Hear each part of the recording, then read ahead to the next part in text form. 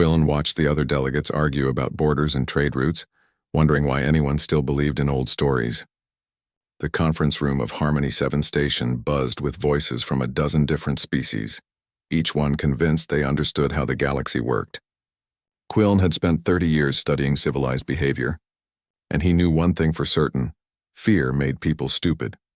The quarantine zones should remain closed, said Ambassador Threx, his scales shifting to an anxious purple. Those sectors contain Deathworld species. We all know what happened during the old wars.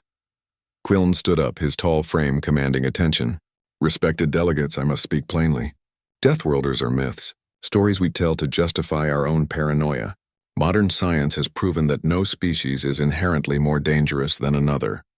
Intelligence and culture determine behavior, not planetary origin.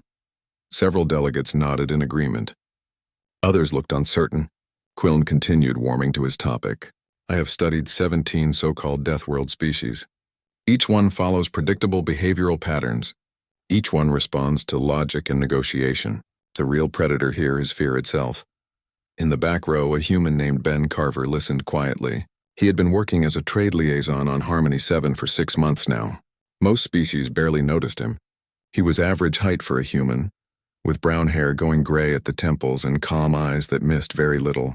Right now, those eyes were focused on Quillen with something that might have been concern. The debate continued for another hour before the delegates called for a break. Quillen felt satisfied with his performance. Perhaps now they would finally open those profitable trade routes everyone was so afraid of. Then the alarm started screaming. Red lights flooded the conference room. An automated voice announced, "Security breach in Cargo Bay 7. Dangerous creature loose. All personnel evacuate to safe zones immediately." The delegates rushed toward the exits, but Quillen stayed calm. This was exactly the kind of overreaction he had been talking about. Some animal had probably gotten loose during transport. Station security would handle it with standard protocols. Nothing to panic about. Through the windows overlooking the central commons, Quillen saw people running. Then he saw why. The creature was massive, easily the size of an earth bear, but built like something from a nightmare. Its body was covered in dark gray plates that looked harder than steel. 6 legs supported its bulk, each one ending in claws that gouged marks in the metal floor. Its head was broad and flat, with a mouth full of teeth designed for ripping. Acidic drool hissed when it hit the ground, leaving smoking marks on the deck. A Dracnian hunting beast. Quillen had read about them but never seen one alive. They were supposed to be nearly impossible to handle, bred on a high-gravity world where everything was either predator or prey. 2 security officers approached with stun weapons. The creature moved faster than something that size had any right to move. One swipe of its claws sent both officers flying. They did not get up. The commons area erupted in screams. Civilians scrambled for exits that were too far away. The beast roared, a sound that made Quillen's bones vibrate. It was injured, he realized. Blood leaked from a wound on its shoulder. That explained the escape. Wounded animals were unpredictable, see? Quillen said to the delegates pressed against the windows with him. This is a containment failure, nothing more. Security will subdue it. There is no need for panic. But his voice sounded less certain now. The creature had killed 2 trained officers in seconds. More security personnel were on their way, but they would need heavy weapons. In a station full of civilians, that meant risk of casualties. Someone needs to do something, whispered Ambassador Threx. Station protocol requires we stay here until security resolves the situation, Quillen replied. He was absolutely not going out there. Behind them, Ben Carver stood up. He removed his jacket carefully and folded it over his chair.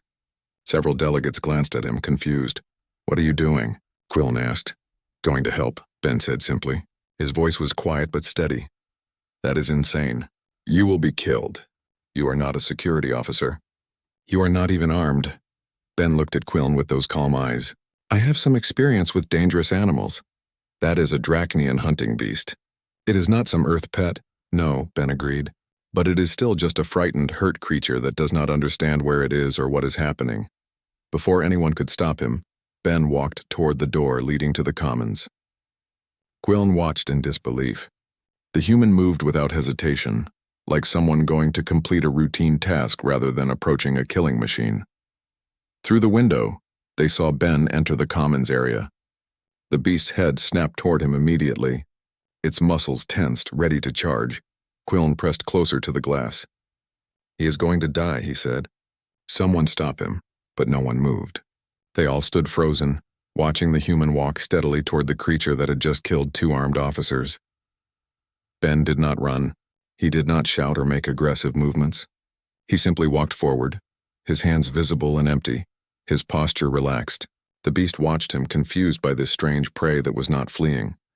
Deathworlders are myths, Quillen had said less than an hour ago. Fear is the real predator here.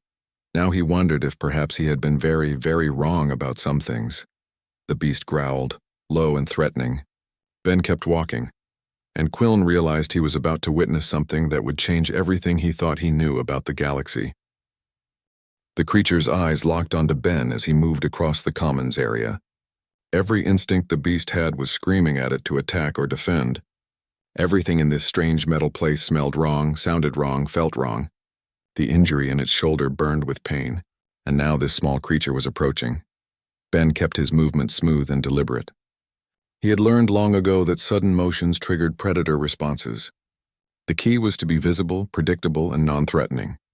Not weak, but not challenging either. From behind the reinforced windows, Quillen and the other delegates watched in horrified fascination. Ambassador Threx had activated a recording device. "For the investigation afterward," he whispered. "They will want to know what happened." The beast took 2 steps toward Ben, its claws scraping against the deck. Ben stopped walking but did not retreat. He angled his body slightly to the side, making himself a smaller target while also showing he was not directly challenging the creature. "Easy," Ben said quietly. The beast could not understand his words, but tone mattered. Calm, steady, with no edge of fear or aggression. "Nobody here wants to hurt you." The creature's head lowered. Its lips pulled back, showing rows of teeth designed to tear through armor and bone. Acidic drool dripped from its jaws, hissing when it hit the floor. Ben noticed the wound more clearly now. A deep gash across the shoulder, probably from the transport cage it had broken out of. The flesh around it was swollen and dark. Infected, maybe. Definitely painful. The creature was not just scared. It was hurting. He took 1 small step forward. The beast snarled but did not charge. Good. It was evaluating him, trying to decide if he was prey, predator, or something else entirely. "You are in pain," Ben said, still using that calm tone. "I know it hurts. I know you do not understand where you are." Another step. The creature shifted its weight, uncertain. Its body language was all about fear and pain now, not pure aggression. It wanted to defend itself, not hunt. That was important. Behind the windows, Quillen shook his head. "This is impossible. That human should already be dead. The creature should have attacked immediately." "Perhaps," said one of the other delegates, an elderly Tylarian named Voss. "We do not understand humans as well as we thought." Ben was close enough now to see the creature's rapid breathing, the way its muscles trembled with exhaustion and stress. He had seen this before in injured animals on Earth. The aggression came from desperation, not malice. "You are tired," Ben said. "You want this to stop. I want it to stop too." He moved again, circling slowly, not approaching the injury directly, which would be seen as a threat, but positioning himself where the creature could see him clearly without having to turn its injured side. The beast tracked his movement, but the snarling had stopped. Now it just watched, wary but no longer actively threatening. Its breathing began to slow slightly. Ben sat down. It was a calculated risk. Sitting made him vulnerable, unable to dodge quickly if the creature attacked, but it also made him much less threatening. Predators did not usually sit down in front of their prey. Prey that sat down was either submitting or showing it was not prey at all. The creature tilted its head, confused. This strange being was doing things that made no sense. It had approached without fear but without aggression. Now it sat as if this was a safe place to rest. Minutes passed in silence. Ben sat perfectly still, his breathing deep and regular. He did not stare directly at the creature, which could be seen as a challenge. Instead, he kept it in his peripheral vision, aware of every movement but not confrontational. The beast's legs shook. It was exhausted from the escape, the injury, and the stress of being in this alien environment. Slowly, like a building collapsing in slow motion, it lowered itself to the ground. Quillen gasped. "It is lying down." "Why is it lying down?" "Because it is tired," Voss said quietly, "and because that human somehow convinced it that it is safe to rest." Ben waited several more minutes before moving. When he did, he moved slowly toward a nearby emergency supply station. Every station commons area had them, stocked with basic medical supplies for various species. The creature's head came up, tracking him. Ben kept his movements calm and visible. He opened the supply box and removed a medical kit, then returned to his spot on the floor. "I'm going to help you now," he said, opening the kit. "You will not like this, but it will make the pain better." He pulled out wound cleaner, bandages, and a pain reliever that worked on most carbon-based species. Then, moving with incredible slowness, he began to approach the creature's injured side. The beast growled, a warning rumble deep in its chest. Ben paused but did not retreat. "I know," he said. "I know it will hurt at first, but then it will feel better. I promise." He had no idea if his promise meant anything to a creature from another world, but he had made similar promises to injured crocodiles, bears, and big cats on Earth. Sometimes the intent behind the words mattered as much as the words themselves. Ben reached out slowly. His hand moved toward the wound with steady patience. The creature could easily bite that hand off. One snap of those jaws and he would lose the arm entirely. His fingers touched the edge of the wound. The creature flinched but did not attack. Ben began cleaning the injury, working with gentle efficiency. The beast trembled, making sounds of distress, but it held still. "Good," Ben murmured. "You are doing so good. Almost done." Behind the windows, Quillen stood in complete silence. He had no words for what he was witnessing. Every principle he had built his career on was crumbling like sand. Ben finished treating the wound and applied a bandage. Then he did something that made every observer hold their breath. He rested his hand on the creature's armored hide. Just a gentle touch of contact. The beast let out a long, shuddering breath and closed its eyes. Ben sat beside it, his hand still resting on its side, and for the first time since the crisis began, he smiled. Station security arrived in full tactical gear, weapons charged and ready. Their commander, a no-nonsense Tylarian named Voss, surveyed the scene through his helmet visor. The dangerous creature that had killed 2 of his officers was now lying calmly on the deck. A human sat beside it with his hand resting on its armored back. "Stand down," Voss ordered his team. Then, activating his external speakers, he called out, "Mr. Carver, can you move away from the creature so we can secure it?" Ben looked up and shook his head. "If you approach with weapons, it will panic again. It thinks it is being attacked. That is why it hurt your officers. It was defending itself. It killed 2 people, Voss said, though his tone was more tired than angry. It was scared and in pain. Look at the wound on its shoulder. It broke out of its cage because it was hurting and confused. If you come at it with stun weapons and restraints, it will think you are trying to hurt it more." Voss considered this. He was old enough to have learned when to listen to unexpected advice. "What do you suggest?" "Let me stay with it until you can arrange proper medical care and a better holding area. It will stay calm as long as it feels safe. And if it decides you are a threat?" Ben shrugged slightly. "Then I made a mistake in judgment. But I do not think I did." Quillen pushed his way through the security team, the other delegates following behind him. He stared at Ben and the creature, his academic mind struggling to process what he had witnessed. "How?" Quillen demanded.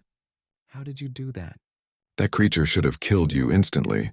Everything we know about Drachnian hunting beasts says they are impossible to approach safely. Everything you know is written by people who approached them the wrong way," Ben replied calmly. "Explain," Quillen insisted. "I need to understand." Ben glanced at the creature, checking that it was still resting comfortably, then looked back at Quillen. "Where I come from, we live alongside dangerous animals every day. Australia, where I grew up, has some of the deadliest creatures on Earth. Saltwater crocodiles that can bite a person in half. Snakes with venom that can kill in minutes. Spiders, jellyfish, even a bird called a cassowary that can disembowel you with one kick. Then how do humans survive?" Ambassador Threx asked, genuinely curious now. "We learn about them. We understand their behavior. We know what triggers them and what calms them. Most dangerous animals do not want to fight. Fighting risks injury, and injury means death in the wild. They attack when they feel threatened, when they are defending territory, or when they are hunting food." Ben gestured to the creature beside him. This beast was not hunting. It was hurt and scared. Everything in this station is alien to it. The sounds, the smells, the lighting, all of it wrong. Then people started chasing it with weapons. From its perspective, it was defending its life. Quillen felt something uncomfortable stirring in his chest. Doubt. But you approached it unarmed. That should have made you pray. Prey runs. Prey makes noise. Prey smells like fear. I did none of those things. I approached like another predator would, showing respect for its space but not offering challenge. I showed it I understood body language. That made me something different in its mind. Not prey, not threat. Something else. What else? Quillen asked. Maybe a companion. Maybe just another creature that wants to rest in peace. Does it matter? The point is that I showed it I was not a danger and it decided not to hurt me. Voss had been listening carefully. Mr. Carver, your file says you worked in wildlife rehabilitation before joining the trade service. That is a rather extreme change in career. Not really. Whether I am helping injured animals or negotiating trade agreements, the principle is the same. Understand what the other party needs. Show them you are not a threat to those needs. Find common ground. Ben smiled slightly. Though I admit trade negotiations usually involve less chance of being eaten. The creature stirred, making a low sound. Ben immediately turned his attention to it, checking the bandage and murmuring something soothing. The beast settled again. Remarkable, whispered one of the delegates. Quillen could not stop himself. Tell me about Earth, tell me about these creatures you lived with. So Ben did. He told them about working in the Amazon rainforest where jaguars prowled and poisoned dart frogs carried enough toxin to kill 10 men.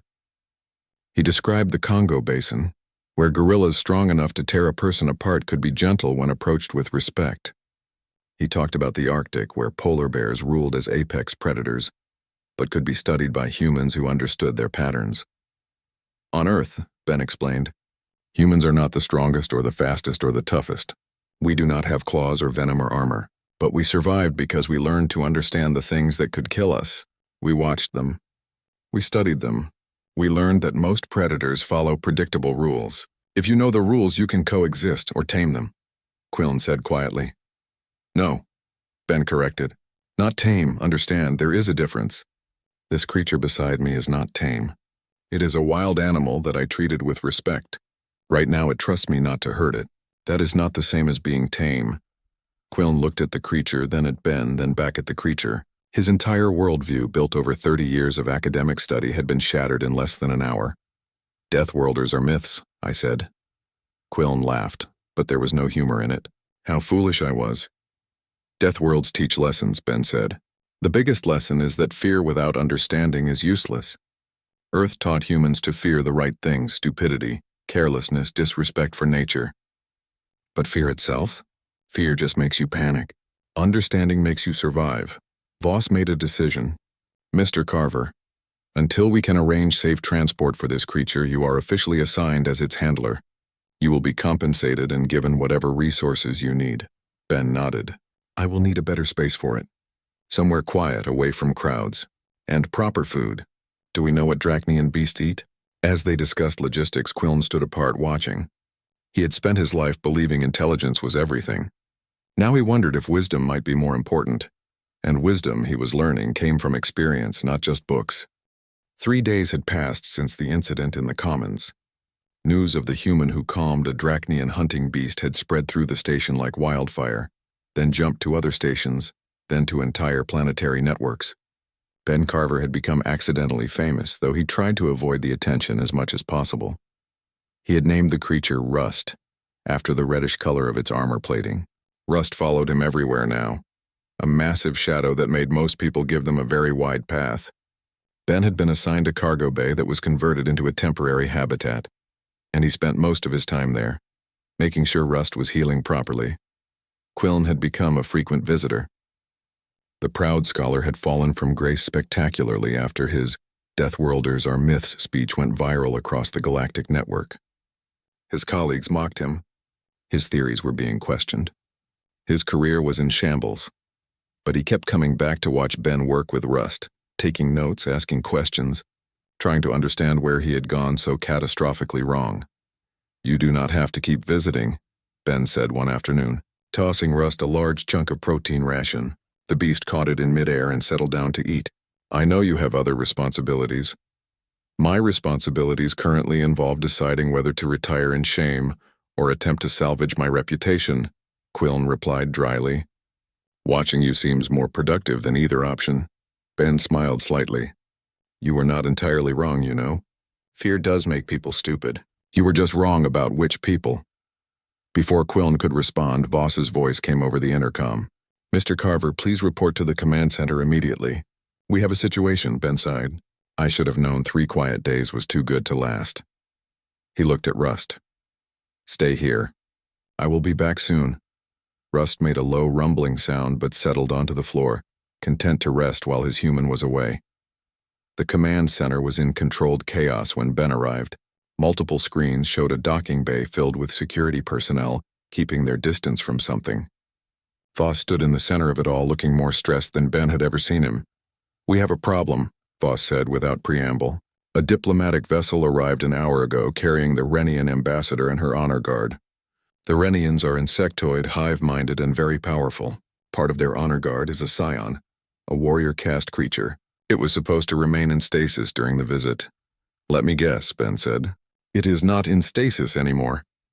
The stasis pod malfunctioned. We suspect sabotage from a rival political faction, but that is not the immediate problem. The scion is awake, disoriented, and its programming is active. It thinks everything around it is an enemy. On the screens, Ben could see the creature in question. It was roughly humanoid, but clearly not human. Its body was covered in chitinous plates that looked thicker than body armor. 4 arms, each one ending in blade-like appendages. Its head was angular and eyeless, but Ben could see sensory organs that probably detected heat and vibrations. It moved with frightening speed and precision. As they watched, the scion suddenly lunged at a security barrier. The impact dented the reinforced metal. Security teams retreated further. It has already injured 3 people, Voss said grimly. Not killed, thankfully, but hurt badly. We evacuated the docking bay, but it is moving deeper into the station. There are civilians in the sectors it is heading toward. Why not use heavy weapons? Quillen asked, having followed Ben to the command center. Because we are on a space station, Voss snapped. Heavy weapons could breach the hull. Even our standard weapons might cause structural damage in the wrong place. We need to stop it without destroying half the station. Ben studied the screens, watching how the scion moved. It was not hunting randomly. It was searching, probably for its handlers or something familiar. Its movement showed confusion mixed with aggression. The programming was telling it to fight, but its instincts were telling it something was wrong. It is lost, Ben said quietly. It is dangerous, Voss countered. Both things can be true. Ben continued watching. It is more dangerous than Rust was. Faster, smarter, with actual combat programming. But it is still a living creature that does not understand what is happening to it. Can you calm it like you did the Drachnian beast? Voss asked, though his tone suggested he already knew the answer. Maybe, but not alone. Ben turned to look at Voss. I will need help. I can assign security. Teams. No, I need Rust. The command center went silent. Quillen broke it first. You want to use one dangerous creature to calm another dangerous creature? That is insane. No, Ben said patiently. I want to use one calm creature to show another confused creature that there is no battle here. Rust is a predator. The scion is a warrior. They speak a language of movement and threat assessment that I can only partially communicate. But Rust can show it what I cannot say. And if the scion attacks Rust, Voss asked, then Rust will defend himself and we will have 2 dangerous creatures fighting in your station instead of 1. It is a risk. But everything about this situation is a risk. Voss considered this for a long moment. Then he pulled up a map of the station, showing the scion's projected path. It is heading toward the residential sectors. We have maybe 30 minutes before it reaches areas full of civilians. If you are going to try this, it needs to be now. Ben nodded. Get Rust to Cargo Bay 9. That is where the scion will pass through based on its current direction. We can intercept it there. And then what? Quillen asked. Then I do something very stupid and hope I am right about it working. You do not even sound confident, Quillen observed. Ben looked at him with those calm eyes that had seen too many dangerous things to pretend false confidence. I am not confident. I am just the only one here who might have a chance of making this work. Sometimes that has to be enough. As security teams scrambled to move Rust and evacuate Cargo Bay 9, Quillen watched Ben prepare. The human checked emergency medical supplies, reviewed the bay's layout, and studied the scion's behavior patterns on a portable screen. Why are you doing this? Quillen asked. You could refuse. No one would blame you for not wanting to face that thing. Ben shrugged. Because someone has to, and because I think I can help. Is that not reason enough? Quillen had no answer for that. Cargo Bay 9 had been cleared of everything except essential structures. Security teams had evacuated all personnel and set up observation points at a safe distance. Rust stood beside Ben, the massive creature surprisingly calm despite being moved to an unfamiliar location. Ben had one hand resting on Rust's armored side, feeling the steady rhythm of the creature's breathing. You understand this is probably a terrible idea, right? Ben murmured to Rust. The beast made a low rumbling sound that might have been agreement. Through his communicator, Voss's voice crackled. The Scion will reach your position in approximately 2 minutes. Are you certain about this, Mr. Carver? Not even slightly, Ben replied honestly. But we are out of better options. In the command center, Quillen watched multiple screens showing different angles of the cargo bay. He had tried to convince Ben to let someone else attempt this, or at least to wait for specialized containment teams from a nearby military station. But those teams would take hours to arrive, and the Scion would reach civilian areas long before then. He is going to die, Quillen said to no one in particular. Voss stood nearby, his face grim. Perhaps, but he is also the only person who has successfully calmed a dangerous creature in a crisis. If anyone can survive this, it might be him. Might, Quillen repeated bitterly. We are betting his life on might. The Scion appeared at the far end of the cargo bay. Even through the screens, its presence was terrifying. It moved with liquid grace, each step perfectly balanced, each movement economical and precise. Its sensory organs swept the area constantly, processing information faster than most organic brains could manage. Then it detected Ben and Rust.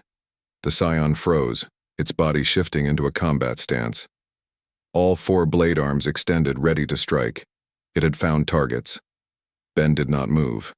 He stood perfectly still, one hand on Rust, projecting as much calm as he could manage while his heart hammered in his chest. This was different from approaching Rust. The Drachnian beast had been hurt and frightened. The Scion was programmed for combat and had already injured people. Its threat assessment would be far more aggressive. Easy, Ben said, knowing the Scion could not understand but hoping tone might register. Nobody here is your enemy. The Scion took one step forward, then another. It was analyzing them, trying to categorize threats. Ben represented minimal physical danger. But Rust was different. Rust was large, armored, and predatory. Rust was a potential threat. This was the critical moment. Ben had counted on the Scion focusing on Rust rather than him. 2 Predator-class creatures would naturally assess each other first. The question was whether that assessment would lead to combat or something else. Rust sensed the tension. The beast's muscles coiled, ready to fight if necessary. Ben felt it through his hand resting on Rust's side.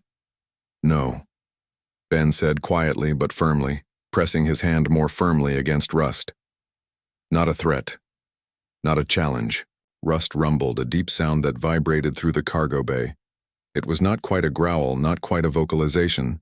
Something in between, a statement of presence without aggression. The Scion tilted its head, processing. Its programming said attack. But its deeper instincts, the ones that existed before the combat training, said evaluate. Ben took a calculated risk. He stepped away from Rust, creating space between them. Now the Scion had 2 separate targets to assess. Ben, the soft creature who moved with calm deliberation. And Rust, the armored predator who stood watching but not attacking. The Scion moved toward Ben. Fast. Impossibly fast. In the command center, Quillen shouted something incoherent. Security teams tensed, ready to storm in despite orders to hold position. But Ben did not run, did not flinch. He stood his ground as the Scion closed the distance in 3 fluid strides and stopped less than an arm's length away. The creature's sensory organs swept over him, reading heat signatures, air displacement, chemical signals. Ben controlled his breathing, kept his heartbeat as steady as he could manage, and projected no aggression. He was not prey fleeing. He was not predator challenging. He was simply another creature existing in the same space. The Scion's blade arms hovered near Ben's throat. One twitch and he would be dead. Then Rust moved. The Dracnian beast took several steps forward, placing himself between Ben and the Scion. Not attacking, not charging, just moving to a protective position. Rust's head lowered slightly, and he made that rumbling sound again. The Scion's attention shifted to Rust. Here was the real threat. Here was a creature that could actually harm it. But Rust was not attacking. Rust was standing between the Scion and Ben, making his position clear without violence. This human was under his protection. Any threat to the human meant confronting Rust. The Scion processed this new information. Its programming said neutralize threats. But was the human a threat? The large creature clearly did not think so. The large creature was protecting the human, which meant the human was valuable to it, which meant the human was part of the large creature's social structure. The concept of social structures was something the Scion understood. Hive creatures lived in complex social hierarchies. The Scion itself was part of such a structure. If the human and the large creature were part of a social unit, attacking one meant fighting both. More importantly, neither one was currently attacking the Scion. The combat programming began to recede, just slightly. The Scion had been programmed to fight enemies, but its core instincts could still recognize when something was not acting like an enemy. Ben spoke softly. You are lost. You do not know where you are or what is happening. That is frightening. But we are not your enemies. We are just trying to help you be safe. The Scion could not understand the words, but the tone registered. Calm, non-threatening. The same tone the Hive Queens used when addressing newly emerged warriors who were confused and disoriented. Slowly, carefully, Ben reached into his pocket and pulled out a small emergency ration bar. It was not food the Scion would eat, but it was an offering, a gesture of peace that transcended species. He held it out. The Scion stared at the offering, its blade arms slowly retracting. Then it did something that made everyone watching hold their breath. It sat down, not collapsed from exhaustion like Rust had done, but deliberately lowered itself to the deck in a resting position. The universal signal across countless species that battle was not necessary right now. Ben let out a breath he had not realized he was holding. Rust made a satisfied rumbling sound, and also settled onto the deck, his bulk creating a barrier between the Scion and any potential threats from outside the cargo bay. In the command center, Quiln collapsed into a chair. I do not believe what I just witnessed. Voss allowed himself a small smile. I am beginning to think Deathworlders are not myths after all, just very, very different from what we expected. The Hrenian ambassador arrived at cargo bay 2 hours later, flanked by medical technicians and diplomatic staff. Her name was Shess, and her chitinous plates were colored in patterns that indicated high status in hive culture. She moved with the characteristic precision of her species, but there was something that might have been anxiety in the way her antennae twitched. Ben stood as she entered, careful not to disturb Rust and the Scion, who were both resting peacefully a few meters away. The sight of the Scion sitting calmly next to a Dracnian hunting beast, with a human standing guard over both, was something Shess would remember for the rest of her life. Ambassador, Ben greeted her with a respectful nod. You are the human who prevented my honor guard from harming others, Shess said. Her voice came through a translator but retained a musical quality. The station commander tells me you also prevented harm to the Scion itself. For this, my hive owes you a debt. No debt, Ben replied simply. The Scion was scared and confused. It was not trying to hurt anyone on purpose. It was just following its programming in a situation it did not understand. Shess approached the Scion slowly, making soft clicking sounds. The warrior creature's head came up immediately, its sensory organs locking onto her. Then recognition registered. This was Hive. This was Queen rank. The Scion rose and moved to her, its blade arms folding into a posture of respect. Shess made more clicking sounds, complex patterns of communication that the translator did not bother rendering into other languages. The Scion responded with its own clicks, and Ben realized he was watching a conversation he could not understand, but could recognize. The ambassador was reassuring her guard that the danger had passed, that it was safe now. After several minutes, Shess turned back to Ben. The Scion tells me you did not attack even when it threatened you. It says the large predator creature protected you but also did not attack. This confused its programming enough that it could access deeper behavioral patterns. You saved its life by not forcing it to fight. I just showed it there was another option, Ben said. How did you know there was another option? The Scion is programmed to be nearly mindless in combat situations. Most beings would have seen only a killing machine. Ben glanced at the Scion, then back at Shess. Because underneath the programming, it is still a living creature with instincts older than any training. Those instincts recognize when something is not acting like prey or threat. They recognize social structures and hierarchy. The Scion understood that Rust and I were a unit and that we were not challenging it. That gave its deeper mind room to work. Shess was silent for a moment. Then she said something that surprised everyone listening. Earth must be a terrifying world to produce people who understand such things. Earth is a teacher, Ben replied. It taught humans that everything alive wants the same basic things: safety, food, rest, and to be free from pain. If you remember that, even the most dangerous creature becomes less mysterious. Over the next several hours, arrangements were made. The Scion would be returned to proper stasis with upgraded containment. Rust would be transported to a facility better equipped to care for Drachnian creatures. And Ben found himself sitting in a conference room with Voss, Shess, and a very subdued Quiln. We would like to offer you a position, Voss said, sliding a data tablet across the table. Interspecies Wildlife Coordinator. Several stations have already requested your assistance with dangerous creature situations. The pay is significantly better than a trade liaison. Ben read through the contract, his eyebrows rising. This is very generous. You have a unique skill set, Voss replied.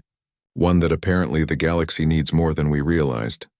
I have one condition, Ben said. Rust comes with me. Voss smiled. We assumed as much. The contract includes provisions for transporting and housing one Drachnian hunting beast with full medical coverage. Shess leaned forward. My hive would also like to extend an invitation. We have many warrior caste creatures who sometimes experience distress when removed from hive structures. Your understanding might help us better care for them. We would pay well for consulting.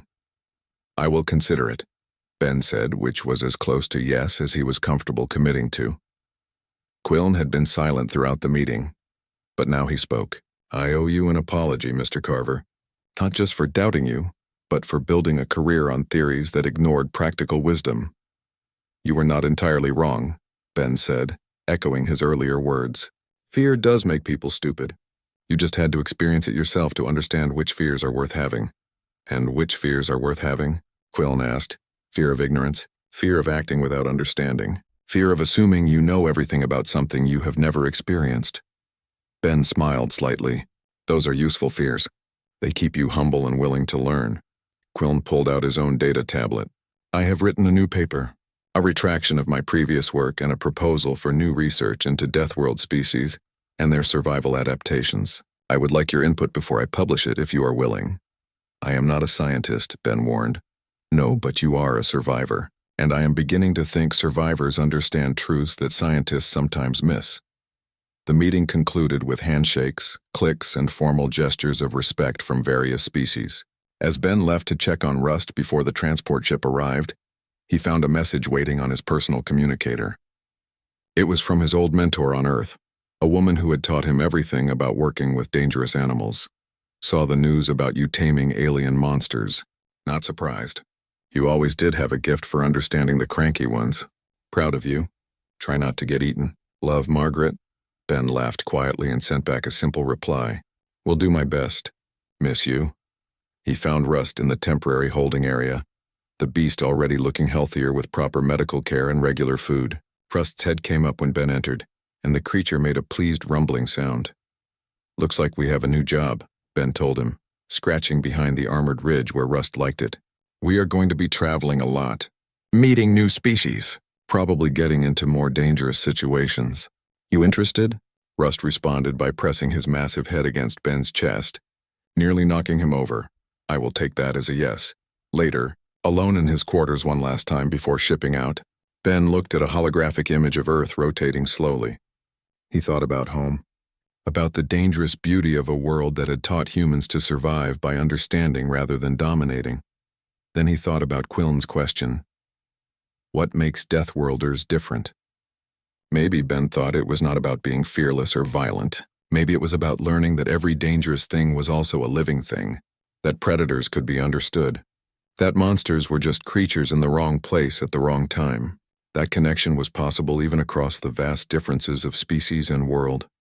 Earth had taught humans that lesson by making it necessary for survival. Now perhaps Ben could teach others that same lesson, not through fear or force, but through patience and understanding. And maybe that was what truly made Deathworlders dangerous. Not their capacity for violence, but their capacity for connection. Because if you could connect with a Drachnian hunting beast or a Hrenian battle scion, what else might be possible? Ben smiled, turned off the hologram, and went to pack for his next adventure. Rust would be waiting. And somewhere out in the galaxy, another misunderstood creature probably needed someone who spoke the universal language of survival and compassion. He was ready.